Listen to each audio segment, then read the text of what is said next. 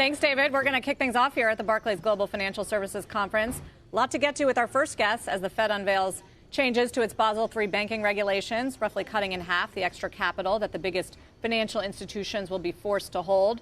Joining us now to talk about that and much more, Barclays CEO, CS Venkatakrishnan. It's great to see you, Venkat. Thank you for having us here. Thank you, Sarah. Thank you for being here at this great conference. Well, I want to start with you and what you're telling investors about your own story, because we don't get to talk to you that much, and we know you've been in the middle of a turnaround plan. You announced a big 3-year plan. Where are you in that? Because since last time we've talked, there's been a lot of momentum, certainly in your stock. Yeah, thank you. It's actually been very gratifying to see the momentum in our share price and the response to our plan. What we did was we laid out 3 very simple ambitions. One is to have our ROTE, which is around 10%, go up to over 12% by 26, to return over £10 billion worth of capital by that same period, by 2026, and we returned £1.25 billion so far this year.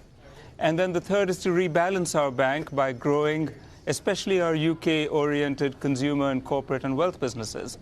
And so to make the investment bank proportionately about half the bank from the 60%. So far, investors have embraced it, and our aim is to deliver on this plan, and so far, so good. We're meeting it. I mentioned the stock. I mean, it's been up, more than 40% this year. Still trades at a big discount, though, to other UK and US banking peers. How do you explain that? So I think what we've seen is the initial response to our plan. And what we would expect to see and hope to see is as we continue to deliver on that plan, on growth, on shareholder return, and rebalancing the bank, that investors can appreciate even more what it is that we are offering, and then the stock price will hopefully be a positive output to that. I mean, you did announce the commitment to the share buybacks. I wonder if there's upside to that £10 billion guidance that you gave over the next few years. Yeah. So what we said was greater than 10 billion. So if the stars align and we execute well, I'm hopeful that it's more, but 10 billion is the number we are anchoring on. Okay, what is your reaction to what we got from Fed Vice Chair Barr? Because you will be impacted by these new Basel III regulations if they go into place. The headline is the big bank capital increase goes from 19% to an increase of 9%. Yeah. Did that meet your expectations?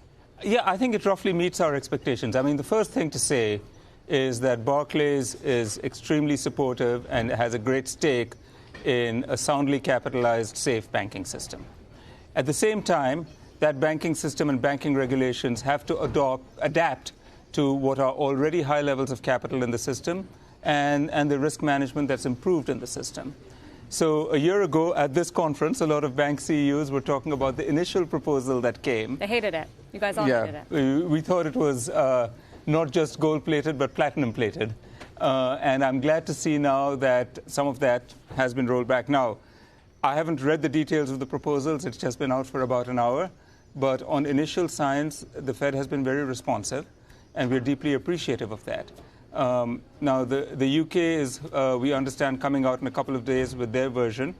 And what we hope is across the banking system globally that we align on roughly the same quantum of capital for the similar businesses, and we do it at the same time. That's the purpose of global financial regulation, and that's what we hope to see happen. Do you expect that would happen? Because one of the initial complaints from the American side is that it would make American banks and your businesses in America less competitive versus European and British counterparts. So I think all the regulators have heard from all the banks that they want it to be roughly competitive. Now, different countries have different rules, but we expect broadly that to be the case, and we're hopeful for that. So in the UK, I'm curious if you expect an extra bank tax or some sort of profit tax to come, because that's also in discussion. So I've read the rumors about it. What I will say is that the new Labour government is extremely eager for growth in the economy. They understand the role of the private sector and of industry in supporting that growth.